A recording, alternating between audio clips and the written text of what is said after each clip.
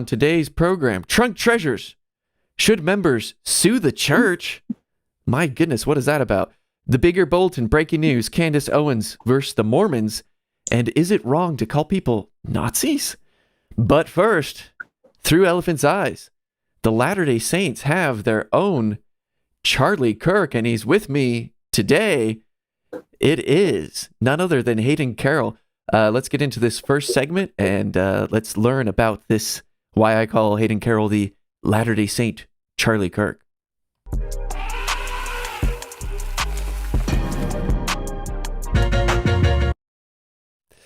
Well, first, thanks for joining me, Hayden. Really excited to have you on. And yeah, it's good to be back. Your channel. So, people of YouTube, I'm sure you've seen the new channel called Let's Talk with Hayden Carroll. I think the channel name has changed a little bit here and there. Yeah, it started Let's Talk Conversations, and then I got talking to some people, and we decided that it would be best to add that with Hayden Carroll. So, yeah. Yeah, it's great. And it is, the reason I call you the Latter-day Saint Charlie Kirk is because you're essentially going to campuses, which I recognize the campus you're going to. Arizona State, one of my alma maters. I just have to say, great school, beautiful campus, by the way. Yeah, oh, it's awesome, and so much foot traffic. It's a great place to be. So much foot traffic, and I got to say, there's a lot. That's a gold mine for finding good conversations. Because surprisingly, so Arizona State has like this reputation for people partying and drinking a lot, but surprisingly, there's actually quite a rich set of religion on Arizona State campus. There was some like survey thing done that like demonstrated that Arizona State is one of the more religious schools, which is pretty funny. Tons of Muslims, tons of Latter-day Saints, tons of Protestant evangelicals. There's a huge mix. So what made you start doing this? First off, when I say you're the Latter-day Saint Charlie Kirk, what is your reaction to that? Are you like, ew, gross, Charlie Kirk? Or are you like, that's awesome? Or are you like, well, that kind of makes me scared? Or what are you? Lots of emotions there, or different reactions, at least as far as, because people, it's hard to say. I don't necessarily consider myself like him. If anything, I'm using his method, which is to go man on the street style and just talk with people, have a table set up and have conversations. So in that way, sure. None of my conversations are political in any way. So sometimes when I get talking about morality, we'll talk about political hot topics. Like today, I was just talking with an atheist, and we were talking about how do we justify morality, and he started talking about, well, if it does someone harm, it's wrong. And so we started talking about abortion. So on those topics, we will talk politics, but that's about it. It's all theologically based, essentially. Yeah, I think my comparison there is more about the fact that you're going on campuses to talk about the church. Yeah. Sure. If you want to say that, I have no problem with that. Yeah. And so what gave you the idea? Was it, it's also kind of a back in the day Steven Crowder thing with like the change my mind that he would do with his little like mug. Same type of thing. To be honest with you, I think the Charlie Kirk assassination, which is crazy to say, definitely had an impact on me. I didn't follow Charlie Kirk closely, but I did appreciate him, and I agreed with a lot of what he said. I didn't agree with everything he said. Obviously, he was a Protestant, so when he talked religion, I thought he didn't know what he was talking about most of the time. But I, to be honest with you, and I don't mean to sound like too mystical about it, but I actually had a dream maybe a month ago. Oh, that's epic. that I was talking with some students on a campus and having conversations about religion, and I just woke up and said, why am I not doing this? There's a space that needs to be filled, at least within the Latter-day Saint online community. And anyway, I kind of was inspired by that and woke up and just said, I'm going to do it. So got all the equipment, and within a week I was out there and doing it. So it's really taken off and really been fun. No, it has really taken off. When I first saw it, I was like, yes, because it's just something that needed to be done.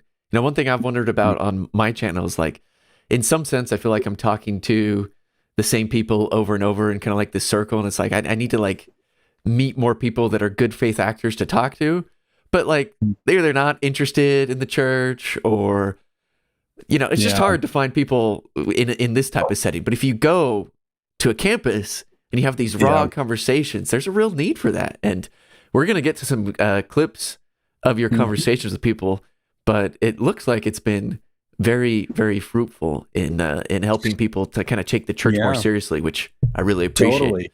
Yeah, I'm hopefully reaching a larger audience on YouTube, but I think it's the idea of one by one. I'm having individual conversations. Like today, I had two girls walked up to the table and they said, "What do you believe? Like, like I've heard of Mormons, but what are they?" And I started talking about Jesus Christ, and they're like, "You believe in Jesus Christ? I thought Mormons didn't believe in Jesus." And I'm like, okay. This is why it's important to have these conversations with people who don't know us. So yeah, I'm just trying to do my small part in spreading the word, and people seem to be enjoying the content so far. So it's a win-win, I think. So what is your strategy? Do you have something? I don't know if I've noticed. Do you have something written on the table that people see? It's a banner. Yeah. So I have different banners that I order, and I have Velcro, and I just Velcro it on a 6-foot table, just like a folding table. And I just have 2 chairs there, and I have different prompts. I have one that says atheism is unreasonable and stupid. And so that gets the atheist to come chat with me about why I think theism is more reasonable than an atheistic worldview. And some of the issues with atheism regarding lack of free will, lack of consciousness, lack of morality, lack of purpose. So good conversations there. And then the other banner I've been using is the Trinity is evil and unbiblical. Ooh. And so that draws in the Protestants, obviously, as they're upset about that. And I have some arguments for that, and I'd be willing to talk about it if you'd like to. I would be curious. So the evil part. Yeah. What is your, I mean, I'm with you on the scripture part, but evil, is that going a little too far? What I'm curious to hear. No, if you think about it, it's really a critique more so of perfect being theology, which the Trinity is based on, right? It's the Neoplatonism of the 4th and 5th century that was infused into the biblical text by the ecumenical councils, church fathers, to try to make Christianity more palatable to the Greeks that already believed in God as the one and as the unmoved mover and uncaused cause. But the issue is when you start to apply that, you get attributes of God that are, he's all powerful, he's unbound, that he can do whatever he wants, that he's the highest authority, that nothing's controlling him, right? We reject that, but they would accept it, that he knows the future completely, and that he creates from nothing. And so my argument is when you mix all those in a bowl, you get a God who, before he creates souls from nothing without their consent, he knows whether or not they're going to go to hell. Now, the first reaction of your viewers and of everybody is, well, they have free will. And my response is, that's fine, but he knows eventually they're going to go to hell. So here's the analogy I give. Would it be good or not good for me to create a human or create a baby with the intention of it being tortured, or the knowledge that it's going to be tortured for its entire life or for eternity? Should I still create the baby, or should I refrain from making the baby? And 99.9% of the people I talk to say, well, you should not make the baby if it's going to be tortured. And I say, exactly. That's why I think a God who is all powerful, unbound, all knowing, and creates from nothing without our consent is evil, because he's creating beings knowing they're going to go to hell. And that's not good. Yeah. So it can't be those things and omnibenevolent, which is all good. Right. So therefore God is evil. Yeah, I even think they have a hard time coming up with free will in the first place because of kind of what you laid out. Like, you know, if he created everything from nothing. They're caused, yes. And it's the same issue atheists deal with. And he knows it's like a master computer programmer who like knows everything that he programmed into you. When he clicks execute, he knows what the outcome is going to be. Exactly right. So therefore, you don't really have libertarian free will, which...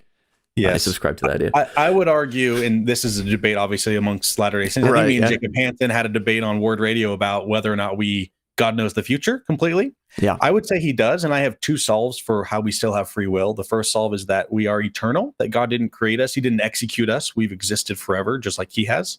So he doesn't control us in that way. My other solve is, because I'm an infinite regress guy, I don't believe God the Father has always known the future. So if he hasn't always known the future, then there was a time where like our will is not determined by what he knows, because he hasn't always known it. So okay, there's deeper conversation to be had there, but those would be my 2 solves for free will. And God still knowing the future, right? Yeah, I like that for that model. There's a lot of like different kind of models within the church that are very fascinating. I think that one sounds like it works pretty well. Okay. Let's look at some of these clips from conversations that you've had. Yeah, these are great. Yeah, if no one's seen it. I don't know which ones you chose, by the way. I just picked a couple shorts that I think kind of like summarize some of these conversations that you're having. No, just like a good like a preview. of what's going on. So let's take a look at this first one. Shoot. Hopefully we can both hear it, and the audience can as well. I take the Bible as... Okay, let me test real quick. Can you hear that, Hayden? I can, yes. Oh, good. Okay. I take the Bible as fully infallible, and that the only problems and debates we'll ever have with it are because we, as people, misinterpret it. And the Bible is the full culmination of that. You can't argue with it. So let me pause real quick because so I've seen a few clips from this guy. He looks like you had a really nice conversation with him. And I almost wish I would have grabbed the other one that was about the infallibility. That one was good too. They're both, the whole conversation was great. Yeah, very respectable. Yeah. The full clip is being uploaded, the full conversation tomorrow morning. It should be up. Oh, sweet. So this is a good sneak preview. So everyone, if you're like, you got to subscribe. But let's keep going for a second. It's the Bible. You subscribe to Sola Scriptura, that the Bible is a sole infallible rule of faith and practice. Like you're not Catholic, so you don't go look to the Pope. You look to the Bible as the final authority, right? Yes. I just want to ask why. Like, where did God? Great microphones, by the way. They're really cool. 66 books that you read today is the final authority. Like, did he say it? And if he did, where? And if not, why do you believe that? I think he himself doesn't. We have only the words of the prophets who interacted with God. But did the prophets ever say that the book you read today is the final authority? No. Okay, so why do you believe that it's the final authority then? What else do we have to turn to? Modern day prophets. That would be my counter rebuttal. Okay. God, since the beginning of time, from Adam to Enoch to Abraham to Moses to Jesus Christ. Yeah. And then he calls apostles. Yes. Paul gets called. Yes. They're receiving public revelation. Mm-hmm. That pattern has been sustained for, call it 6,000 years or whatever you want to call it, since the beginning of the Bible as far as it's recorded, right? So you're... Real quick, it almost seems like that question you asked him at the beginning, or like in the middle here, where you said like, okay, so why do you believe that the Bible is infallible? That he hadn't really considered like why he believes that. And so his answer was just like, well, like, what else could it be? Yeah, that's and then right. you instantly come back with like, well, modern prophets. But like, I don't know. I get the sense he hadn't really thought that far before. He just kind of took it. Well, to be frank with you, I mean, he was a nice guy. That's most people, though. Most people don't think about the core beliefs that kind of lead them to these logical conclusions of absurdity. If you keep playing it, I don't know his next line. He says, "So you're saying," and he actually says it perfectly. Okay, let's see it. Let's see it. Oh shoot! I'm sorry. Oh my gosh! By pausing it. Okay, here we go. We were like right here. As far as it's recorded, right? So your belief is that we should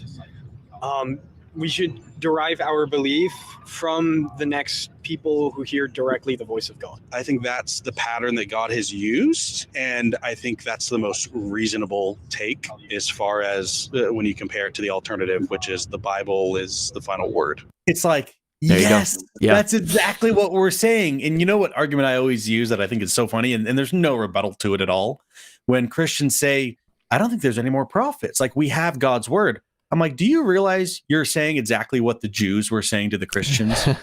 Yeah. Like, think about if you were in Paul's day and you took Paul's words to the Jews, what are they going to say to you? They're going to say, we have the scripture. There's no more scripture. There's no more prophets. We have the Old Testament. And you're going to say, God still speaks. So I'm simply using that argument against you. Essentially, is what we're dealing with and here. You sound like Nephi there with the prophecy of Bible. We have a Bible. We have don't need anything else. And I always ask the question, like, where does the Bible say that there's no more public revelation? Why would God stop speaking? And they run into some issues because with Sola Scriptura, part of that is that the Bible contains all that is necessary for salvation. And it's like, where does the Bible say that? Like, how did you come to this conclusion? And really, it comes out of the Protestant Reformation when they rejected Rome. They had to come up with some sort of solve for how they had what was necessary, or what was sufficient, rather, for salvation, because they had nothing else. They didn't have apostles. So they had to use what the church had given them. And they removed some books that they didn't like, but it's an issue. It's the Protestant issue. And then you run into issues of interpretation. It's like, oh, totally. Okay, now that you have your infallible book, whose interpretation is correct? It's a whole nother layer of issues that they have. Okay, this next clip I like even more. Oh yeah, this is Nick. He's a good guy. He came to church with me. You know, we can talk about. Oh, did he? Oh, yeah, that's awesome. Because like this one's a really good clip. Let's take a look. asked me, sure. But if a man says, God told me to ask you, that's Okay. a problem. Okay, well, maybe you'd have to receive personal revelation on your own. Like Absolutely. If God told you, Mhm. hey, I want you to tithe to my church, you would do And it. it would come in the form of a feeling. You would feel Okay. that it's the right Okay. thing to do. You Yeah. know, I don't need, literal somebody to come down and say, Yes. give money to the church, right? You're But if smiling it there, feels you're like, right, yeah. to me, that is Okay. the message. Then that's what you're going to find with Mormonism. That would be my argument. But I'm open-minded with it. You Yeah. know, I never go in with the assumption like I'm gonna hate this right away. I always go in open-minded. It's a beautiful world with a lot of different viewpoints, and finding the one that works for me as a follower of Jesus has been a existential crisis. Yeah. Absolutely, very challenging. This is the same question that Joseph Smith asked, right? He saw all the religions and he was Dude, you're like, this just doesn't giving feel the right. Why first are they lesson teaching from the over same and book over. but It's teaching great. different things? Mhm. And he had a personal experience with God where he prayed and God said, this is what I want you to do. So when you guys do like your worship and your practice, is it like every Sunday, just usual? Like, Every Sunday, we partake of what we call the sacrament, which is bread and water to remember the Savior. And then we have a second hour, which is essentially a Sunday school, like we learn from Scripture. we should definitely exchange numbers. Yeah. No, you're awesome, Yeah. bro. I appreciate it. Always good seeing you, man. Oh, yeah. Thank you so All much. right. It's so fun that you mentioned like the first discussion. I've never thought about it that way, but that's essentially what I'm doing every conversation is I'm giving the first discussion Yeah, dude. It over is. and over. And it's so much fun. I mean, do you remember being a missionary? Like Oh, it yeah. was a blast. But you're and doing these it people from are- a philosophical college student perspective, you know, Yeah. which makes Yeah. it fun. And people are typically receptive. Like I hand out tons of Book of Mormons. Like every time. And at the very beginning, I actually didn't have Book of Mormons. I actually called the elders and said, hey, elders, can you meet me there and bring me a huge box of Book of Mormons? So every person I offered to them at the very end, here's typically my MO or my mantra, if you will. If someone's an atheist, I'm going to try to convince them of theism. If someone's a theist, but not a Christian, I'm going to try to convince them of Christianity. For example, if they are Jewish, which I've talked to them, Jewish people or Islamic or any other sort of theistic worldview, try to convince them of Christianity. If they are a Christian, whether that be Protestant or non-denominational Christian or Catholic or Eastern Orthodox, I try to convince them of the Church of Jesus Christ of Latter-day Saints. And so essentially I'm critiquing their view and then offering an alternative. And that always ends with, hey, here's this book. If you want to read it, if you're curious about what I'm saying, here's how you're going to start their journey, essentially. And then I try to keep in contact with them where I can. So which group, I'm going to ask you to judge here. Which group do you find to be the most reasonable? The Not easiest to persuade, but the most nun reasonable. category, which Nick falls under. He believes in The Jesus. nun category.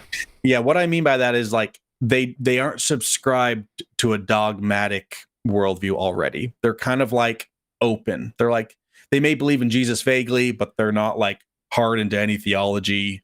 Or they're an atheist, but they're not like really into the deterministic, materialistic, like understanding all the philosophies of atheism. Like, for example, I'll talk to atheists who are like, yeah, we have no free will. Consciousness is an illusion. There is no morality. It's hard to get them out of that because they've already like really entrenched themselves. Mhm. But it's the people maybe who haven't done a lot of study, who are more open, who are willing to say, I actually don't know a lot about these topics. And so I'm willing to listen and to learn. Those people, I think, are the most reasonable. The learned not to think say they are other- wise. Yeah. Yeah, and that's not to say other groups are not smart, that they're not reasonable as far as like following their worldview to their logical conclusions. But I find the most pleasant conversations to be with people like Nick, who are open to learning more. So, and then the other people, I mean, I'm willing to spar with them. Those conversations are fun too, but they hold to such like dogmatic or these like really solid presuppositions that they're not willing to let go of, that make the conversation difficult and kind of make it fun because you can kind of poke at those presuppositions and kind of show how they're inconsistent with their own worldview. And that's how I kind of go about it. And then I offer the alternative, which is a Latter-day Saint view. It's actually funny. When I started the channel, I kind of wanted to actually like not advertise myself as a Latter-day Saint because I feel like once you do that, people kind of shut off. People kind of shut their ears off. But I've come to realize that it's inevitable. Like all of the issues that I have with everyone that I talk to is solved. All of those issues are solved by the theology that is given to us by Joseph and by modern day prophets. So it's really difficult to not bring up the church because it has all the solves that I'm critiquing, all the solves for all the issues that I'm critiquing, essentially. So what do you think is the toughest questions or rebuttals to answer, in your opinion? That's a hard one. I mean, I wouldn't be a Latter-day Saint if I didn't feel like I had a coherent argument for all the rebuttals, right? I don't know if you've seen any of my videos. When I talk to atheists, I use the teleological argument from fine-tuning related to specified complexity, which is the idea that it's the physical constants are more likely to be fine-tuned by a designer than by chance. And I think that kind of blows out of the water. And there's some rebuttals to that, being that the physical constants and the what's the word, like the beginning aspects of our universe, they would say are necessary. They would say that they would use the anthropic principle, which is the idea that the only reason we're here is because we fit the mold that brought us here, right? We wouldn't be asking the question if we didn't have a universe that could sustain life. But those don't answer the fine-tuning question. That just pushes the mark, right? That just says we don't know why we're here. And so it labels it a mystery. So what I'm trying to say is the atheistic worldview, anyway, I don't find convincing, and I don't find difficult arguments from that. And then it just gets easier from there, right? Especially the Christians. Yeah. I mean, you can easily show within a couple of questions that Protestantism is baseless, essentially. Catholicism, I mean, it really is. It's pretty easy to show them and to, like, there are some street preachers that came with some signs. I have a video that I'm going to upload, and the ones that come to the Easter pageant and to general conference and they're yelling and stuff. Yeah, they're and so Jeff Durbin. Yes, that's exactly. Well, he doesn't go around with signs, but yeah, they're Calvinists for sure. But just having conversations with them about, like, how do you justify your own scripture? And they say, well, 2 Timothy 3:16, all scripture is God breathed. And it's like, okay, but you're not answering my question. How do you determine what scripture is? And they basically realize, like, oh, shoot, the Bible doesn't tell me what book should be in the Bible, so I can't answer that question. And so and then it gets into the interpretation, the infallibility, the contradictions of the Bible. It's just a very easy conversation to have. Roman Catholics, pretty easy as far as the history goes. I think there's a pretty good argument for why Rome doesn't have supremacy over the world as far as what they teach today. I don't know if you want to talk a little bit about that. But that's a pretty simple one to as long as they know the history. Yeah. Yeah. A lot of these things, I'm thinking mostly of the atheists here, because I agree. I think once you get into Christianity and you believe in, Jesus, some of these conversations start to get a little bit easier.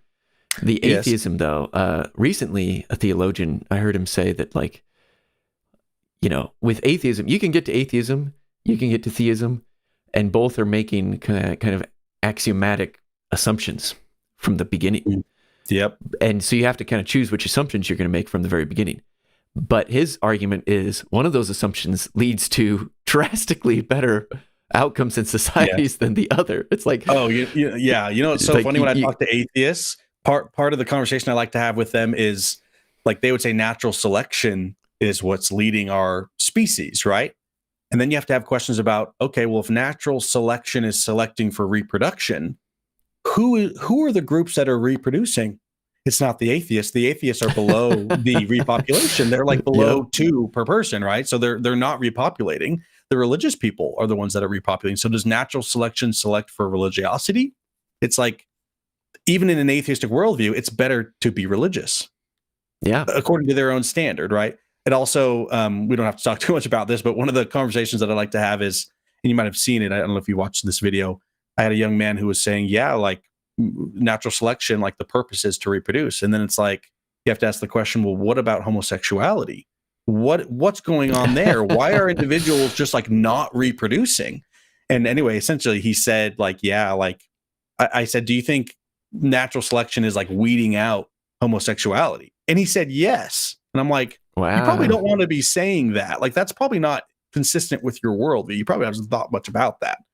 I think theism gives a much better reason to why people have different. Anyway, we don't have to keep talking about that, but there's some issues when it comes to an atheistic worldview that I don't think most people think all the way through as far as their logical conclusions. Yeah, when push comes to shove, it can become ugly. It's really very uncomfortable. Really fast, very uncomfortable. Very that with the no morality. I mean, it just causes a lot of problems. Well, that's an interesting one that I've been diving into deeper with. That Emerson Green, atheist guy.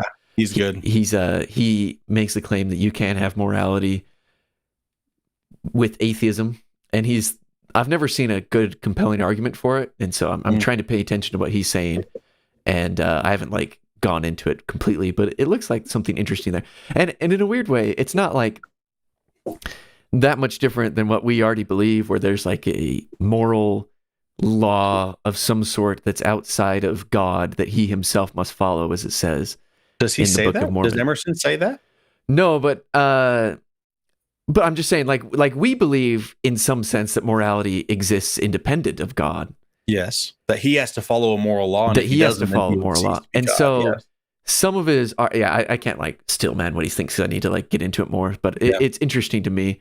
I think though one of the pushbacks is, okay, you might be able to have morality without God. Technically, like you just think that there's some moral. Law, Does but Emerson believe that he has free will? Because if you don't have free will, you can't have morality because you're not making choices. So morality is choosing between right and wrong. right, I think he does. I can't remember though. But the kind of one of the counters I've seen is that like it just because you can have morality without God doesn't make it meaningful. Like it doesn't mean anything. Like even if it technically exists, that 2 + 2 = 4, and that you shouldn't steal from your neighbor, it doesn't like matter because there is no like eternal consequences. So it's equivalent to there not being a God and there being no morality at all. It doesn't make it's the same outcome. Yeah, and so I'm going to be paying attention to Emerson's stuff with kind of like that lens. I'm interested to learn more. I don't have but as far as I'm concerned, for now, unless I get convinced by Emerson, if you're watching this, we should talk. And until I get convinced, I haven't seen anything that convinces me that morality can exist without God, at least in any meaningful way. So I do think it's still a good argument. But I would say I would phrase it: you cannot justify morality That's other probably a than better way to your own phrase it. feelings, right? You could say I don't like this. That's what Alex O'Connor says. He's right. What is it? An emotivist. Yeah. He says, boo, when we say, Hitler. boo, murder, right? When we say we don't like something, when something's wrong, that's a manifestation of us not liking something. It's our feeling, essentially. So yeah, he agrees that true morality, as far as we are using the term, does not exist. Right. All right, let's get into the next segment. Let's look at, I have a few comments from some of your videos that I wanted to highlight and some other stuff that are going to be fun. For example, we're going to be talking about this idea that members should maybe sue the church. I had a weird comment pop up that I wanted to kind of discuss. But let's get into that segment.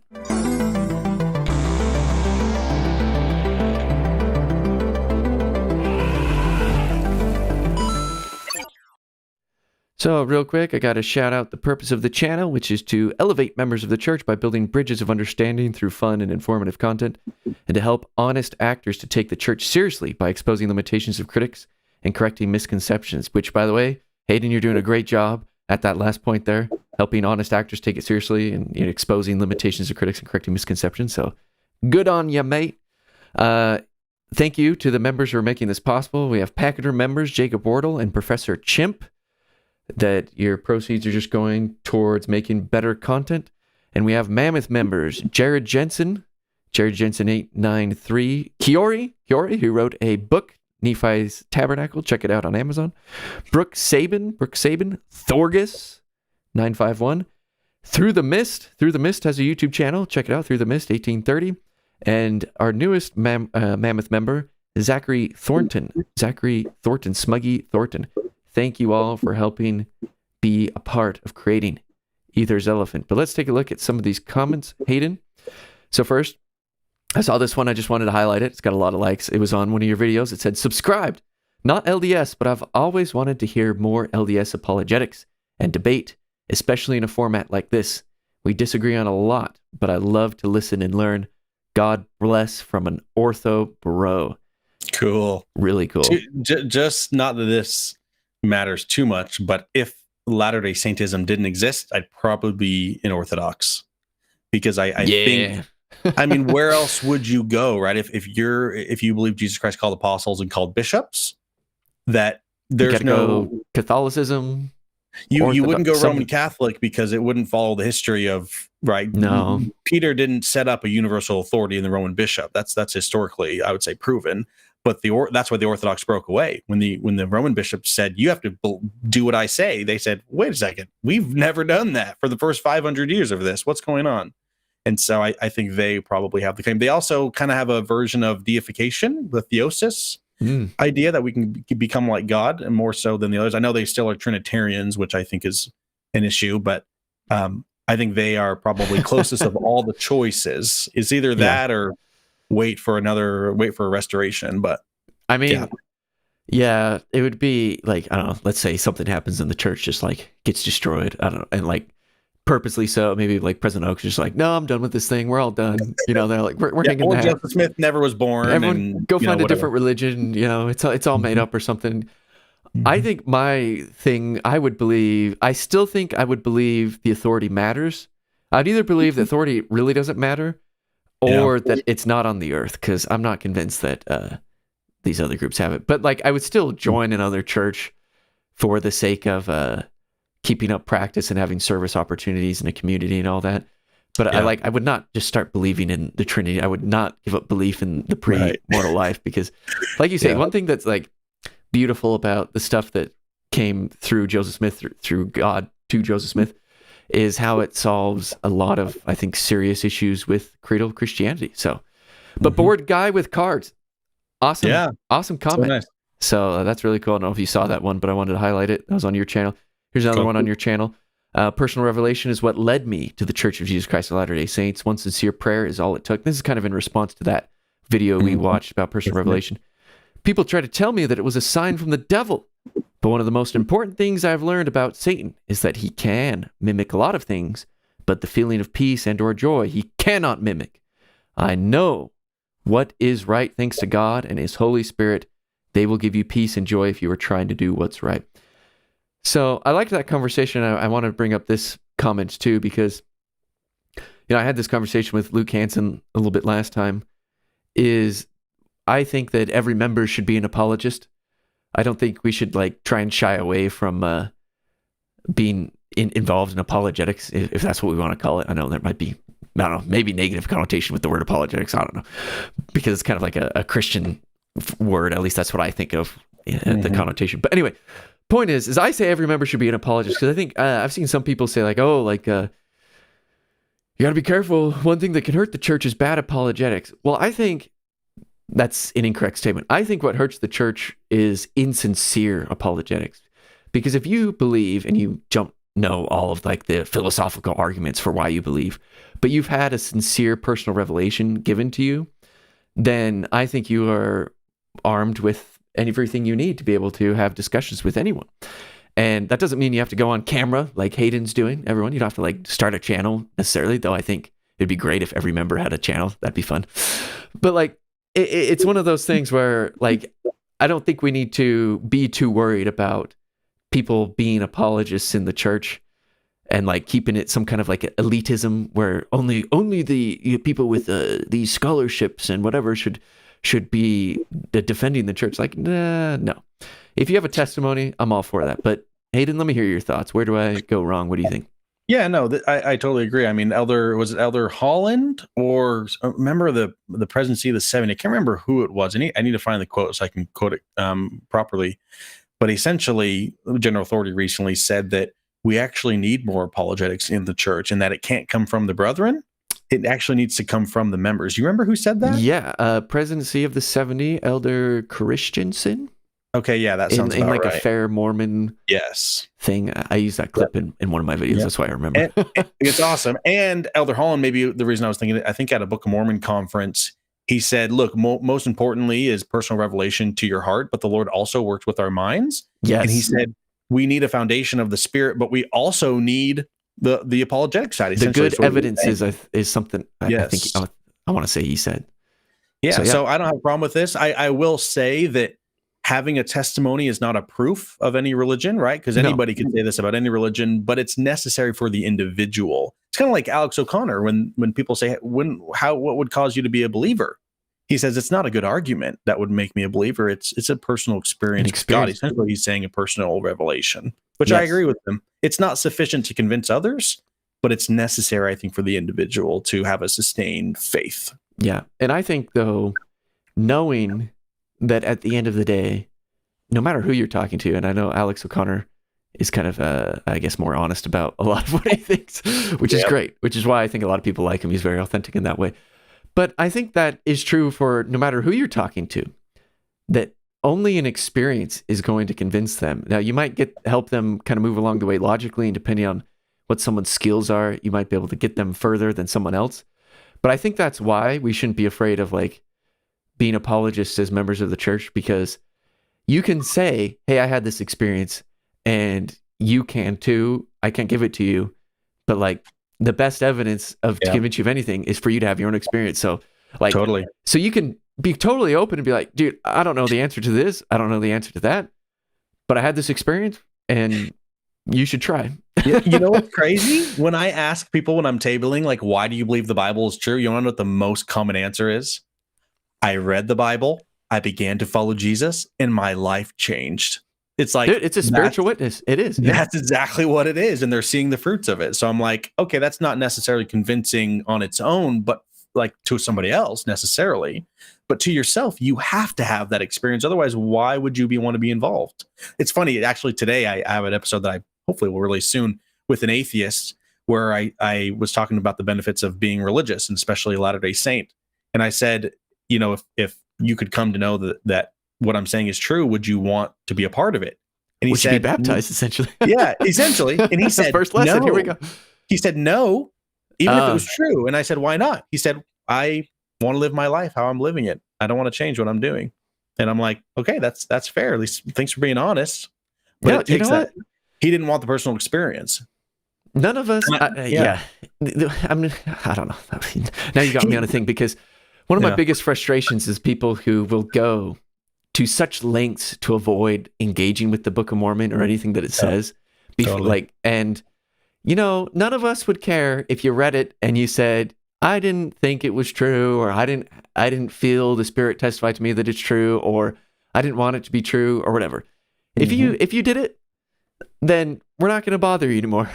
We believe you can do what you want. We claim the privilege to worship God, and that you have that privilege to do it however you want as well, in your according to your conscience, right? So, but anyway, it would be nice if people were sincere, but to that guy's credit, I'm assuming guy, to that person's credit, you know, at least they're being honest. Yeah, he was being totally he was like, I actually said, what if your life could be better? And he said, well, I don't really think my life needs to be better right now. He's like, maybe it could be, but I just don't care enough about this. That's just a terrestrial attitude, which basically, I think he actually ended up taking the Book of Mormon. I'm pretty sure he took a copy of it, if I'm remembering correctly. But he was a really nice guy. Really, he was one of those guys who wasn't too dogmatically in anything, and so he was willing to listen and talk about some things. Yeah. One of the things there's some people, we lived in a very blessed day and age where, you know, people have good money, especially here in the United States. People have it pretty easy. We're coddled. But my thought is always, especially for younger people who haven't lived much life yet, is I just wonder how that's going to work when tragedy strikes. You know, I wonder how that worldview is going to work. It might be like nice now where you're like, don't really care. Yeah. But at some point, you know, tragedy might strike. You find out you have nothing and you need something. And that's where they remember, hopefully, that conversation with Hayden. They remember the blue book. And they open it up. Really very quick story on that. When I was a missionary in Erda, Utah, in 2014. Ooh. I loved Erda. It was great. Elder Timber Harward. Do you know Timber Harward? Oh, he's from the online Jubilee. Space. No, I've been wanting to get a hold of him. So if you have his number, we should talk after, because he's we should. He was my mission companion. Anyway, I was out there with him, and I can't remember if he was with me or if I was with another companion there. We basically got a call from the Relief Society president, one of our 10 wards that we covered or whatever it was, and they said, "Hey, there's a couple in the ward. They just lost a son he passed away," and so we went. And they said they're not active in the church, but they are members. But we want you to go talk to them. They said you can come over as missionaries to talk with them about this tragedy.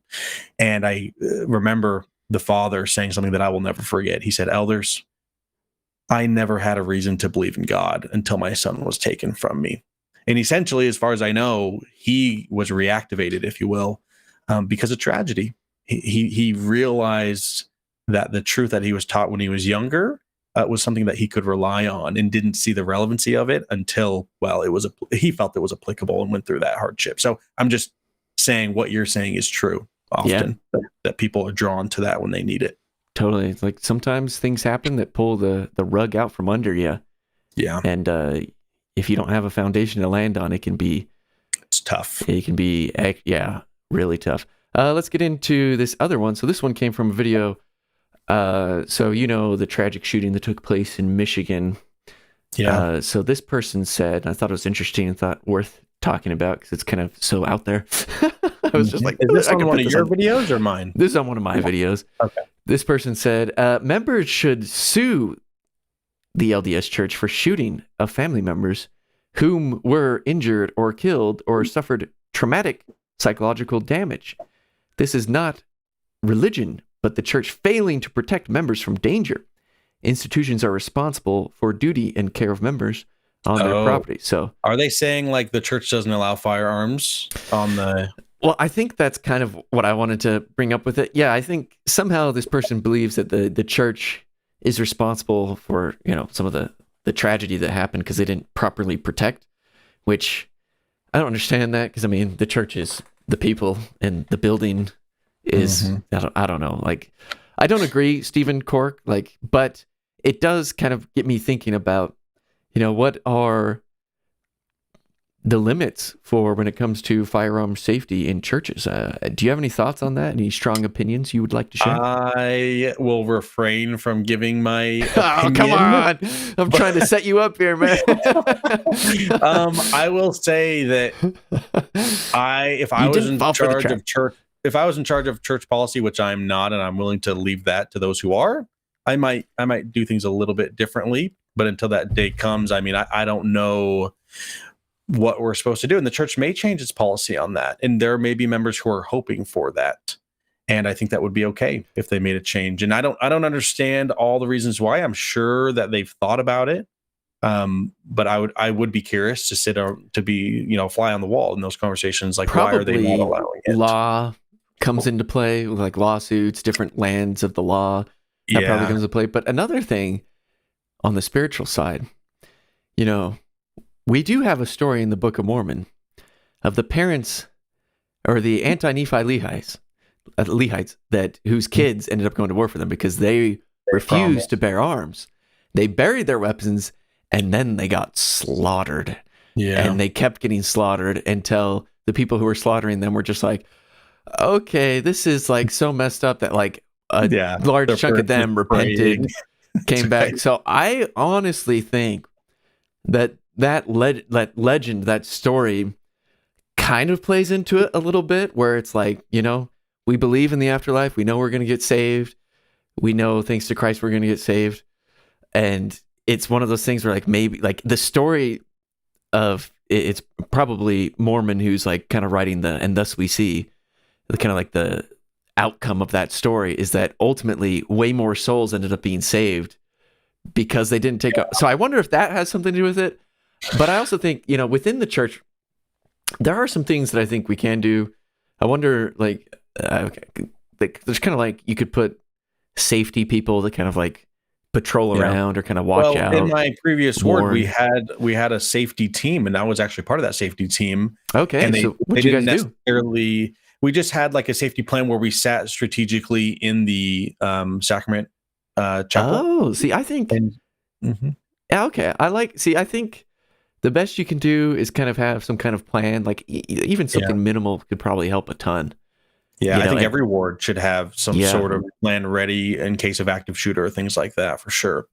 As far as having firearms, we did have some members of law enforcement in our, which are allowed by policy allowed. So they were on that team and they definitely were carrying, and the bishop utilized that, and we did our due diligence, I'll say. Nice. Yeah, no, people. It's kind of, I guess, kind of a gray area if you're allowed to carry and like leave it in your car. Well, I mean, it's hard. That's as far as like being effective, leaving in your car is going to be difficult. Yeah, I mean, but like you could run and go get it. Maybe, I don't know. It could be. That's hard. That's a hard one. I don't. I don't know, and I'm definitely not a firearms expert, and I definitely don't know exactly all the me reasons neither. why, If you can't. yeah, it's hard to say. Yeah. But yeah, I mean, I definitely have my personal opinions on what should be, but I can't say that I know all the details about why it's not that way. But do you think members should sue the church? Absolutely not. Yeah, I think this is kind of absurd take, but thank Yeah. you, Stephen Cork, for sharing. You know, in some sense, we all have absurd takes, so I don't want to like blame you for it, but it sparked an interesting conversation. So, okay, I want to get some of your thoughts on some of this breaking news stuff. So let's get to our last segment. This is the Big Ear Bulletin. Run.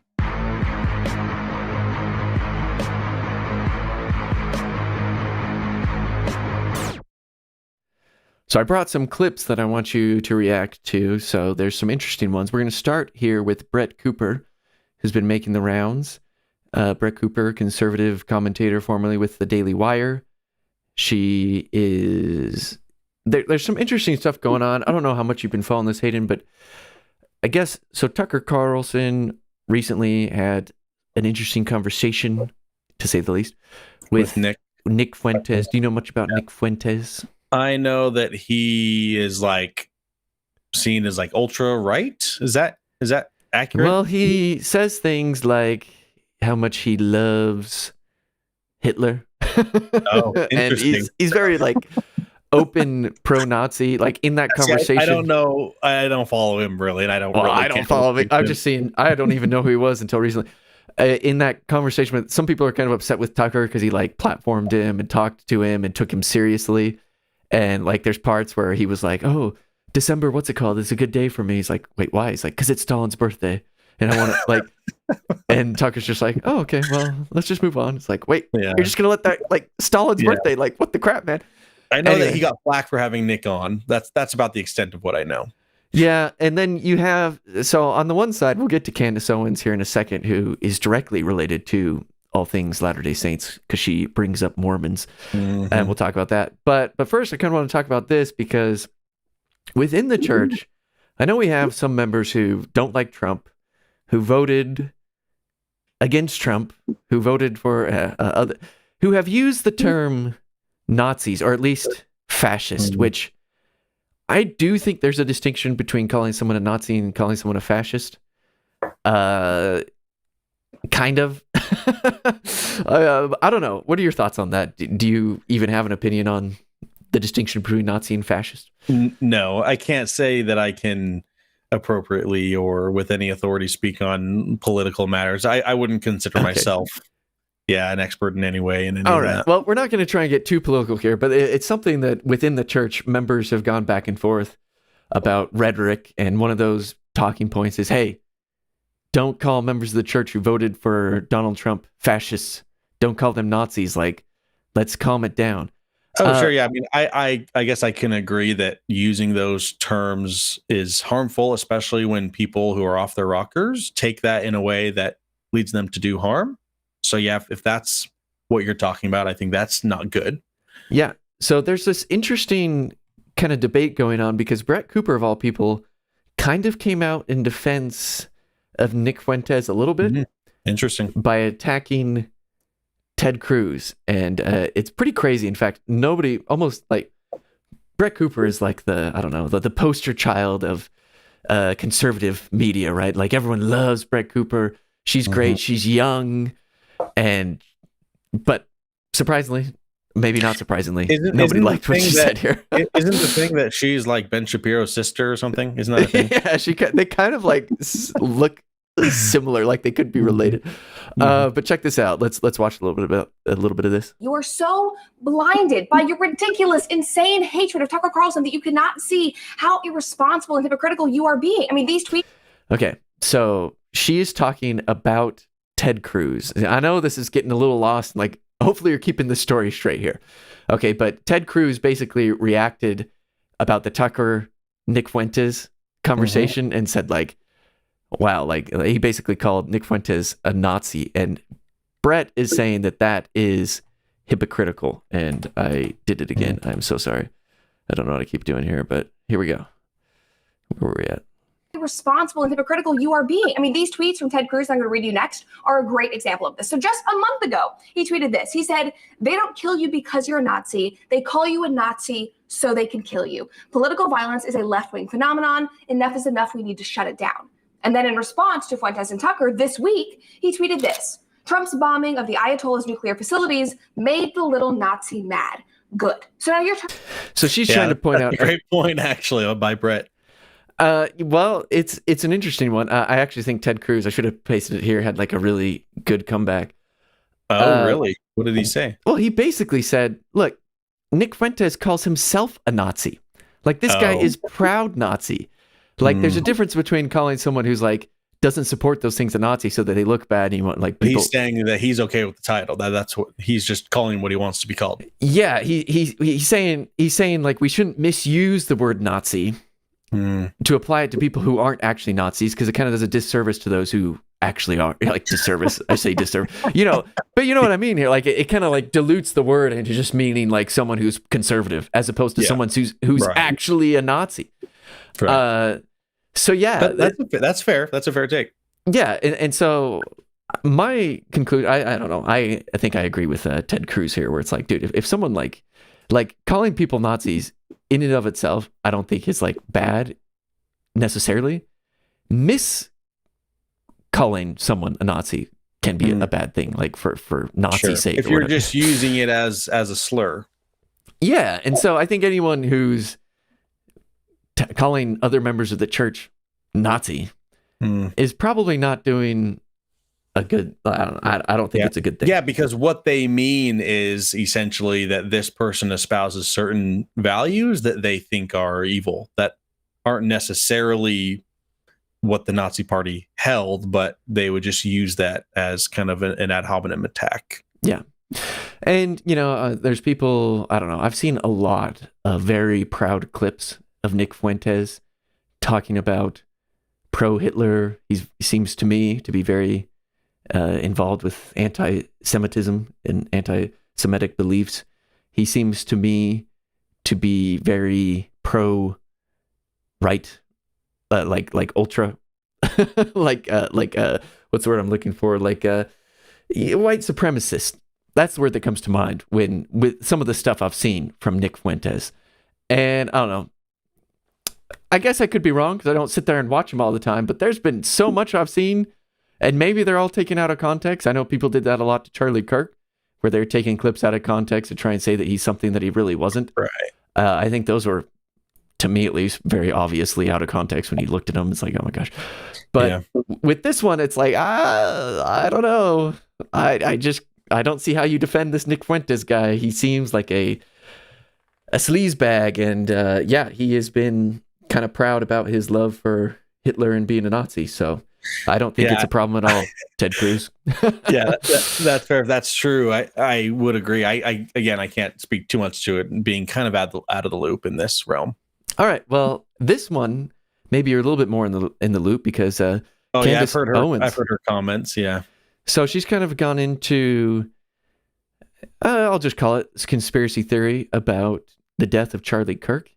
At one point, she had a dream. So we're kind of coming full circle here, where she basically said that Charlie told her something in the dream that made her believe that he was removed from this earth with some kind of conspiracy. She said that on her show? Yeah. I don't have that exact clip, but she did say that at one point. And to me, as an outsider looking in, that seems to be kind of like the assumption that she is therefore starting with, because she's just like, okay, my dream means something. Therefore, Charlie Kirk was murdered by some conspiracy. So now I have to find that conspiracy. Wow. And some people have been like kind of rolling their eyes at her because she's been saying some pretty crazy stuff. She has a huge following, though.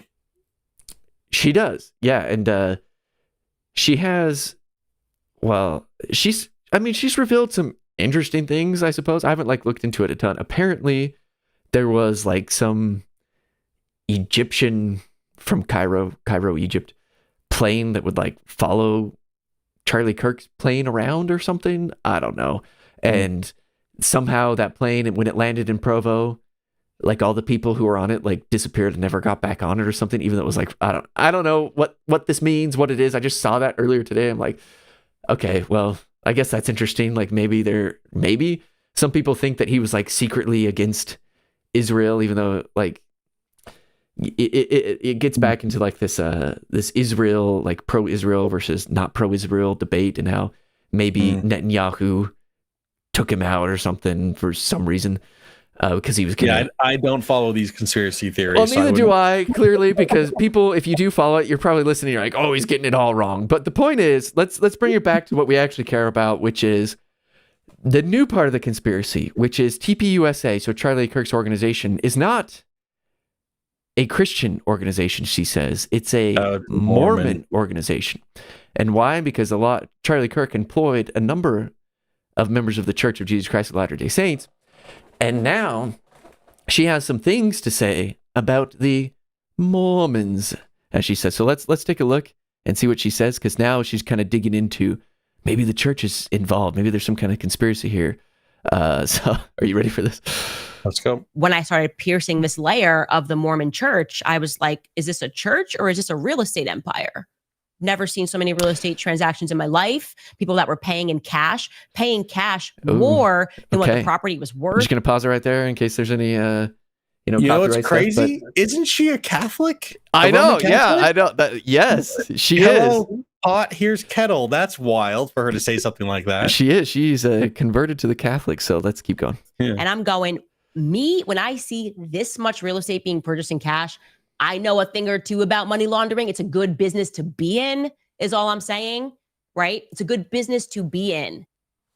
Okay, so what is this? Help me understand. What is the money laundering business, and how does that relate to buying real estate?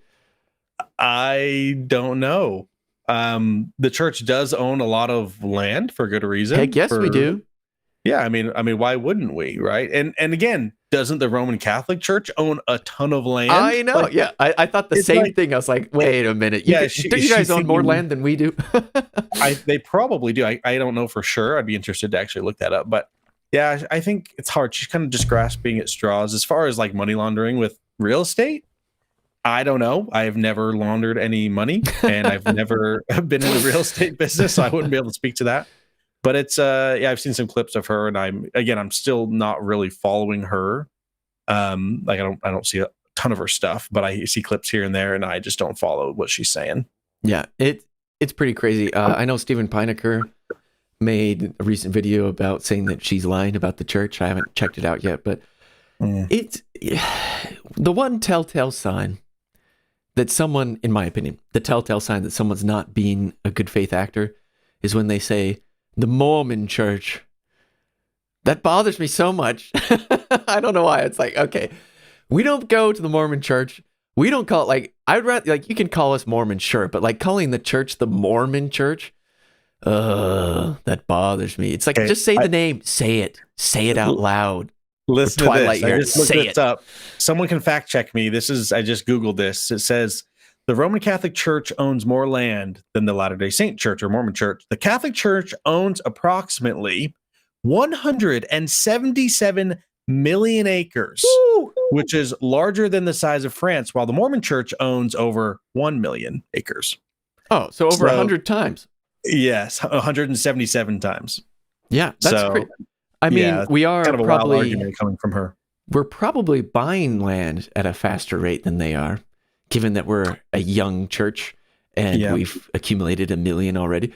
So, and we're buying it with cash apparently, which somehow which is great. Implies that it's money laundering. I don't know how you like make that jump necessarily. But maybe I'm missing something. And this is just a clip. So I wonder if the Catholic Church is using cash. Are they buying land on credit? What's up with that? Well, are they even buying land, or do they just have the land that's been left over from crusades? It's a great question. I don't know. Aren't they like kind of in financial doom? Besides the fact that they have a bunch of assets? I can't speak to that necessarily. I have heard recently that they are in financial trouble, but I can't validate that in any way. Dude, almost every church is, besides us in the Community of Christ, for the next 10 years because we funded them for 10 years. That's right. That's crazy. Yeah, the RLDS, that's why they became the Community of Christ, because they went bankrupt. They got bought out, right? No, I thought. Well, I actually don't know that full history there. I thought My understanding they is that changed the it on RLDS purpose because they wanted to become more Christian friendly.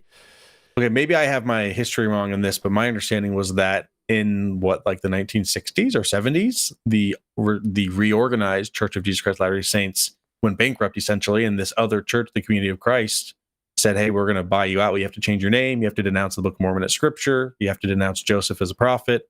Oh, I And didn't they know there was a essentially- buyout. That's news to me. That may be wrong. People need to fact check me on that, but that's my understanding. I mean, what you said is true, though, where they kind of like deny the historicity of the Book of Yes. Mormon. They actually kind of deny it as scripture, too, because they just say it's like, it's Yes. Bible fan fiction, Basically, which is crazy. So, yeah, the RLDS, and I mean they're way off to the side as far as Latter-day Saintism goes. They have funding, though, for the next 10 years because Yeah, of all from that us. money. And Because we bought the Kirtland Temple and all the awesome things they had. yeah, it's going to run out eventually, though, and then it'll be us, and then the second biggest might probably be the Bickertonites by that time. Yeah, maybe. Which, yeah, interesting group of people there. All right, Hayden, everyone, you got to go check out the channel. Let's Talk with Hayden Carroll. I got that right. Let's Talk, That's W/Hayden Carroll. Really cool stuff. I love that format. I think a lot of people like that format. I think that's why you are exploding in subscribers and views already. You got the recognition as a member of the Thoughtful Faith group and the many contributions you've done there. You've been on Jubilee, and now how often do you go down to campus and like record? It just fluctuates whenever I can. It's kind of random and sporadic at this time, but I try to go as often as I can. Yeah, and it's a great campus. Again, beautiful, and you got good weather pretty much all year while you're there. Yeah, it's crazy. I mean, I think I need to get most of my content in between October and probably April. Otherwise, Until it gets there's too not hot, a lot yeah. of students there, and it's too hot. Yeah, So yeah, and there's not a lot of students there. But yeah, I'm really glad you're doing this. I'm not just on that. I'm not running dry for any content. I have enough content. If I release 2 videos a week, I could release content through March from what I have right now. Holy cow! See, Yeah. wow, I'm jealous because It's awesome. I don't have as much, but no, that's great, and it's a great format. You're just on YouTube, right, or do you publish it anywhere else? Yeah, I'm on Instagram, TikTok, and Twitter. Oh, okay. Oh, wait, you're on Twitter, and I I stay away there's- from TikTok There's and like Instagram. literally 15 followers on that.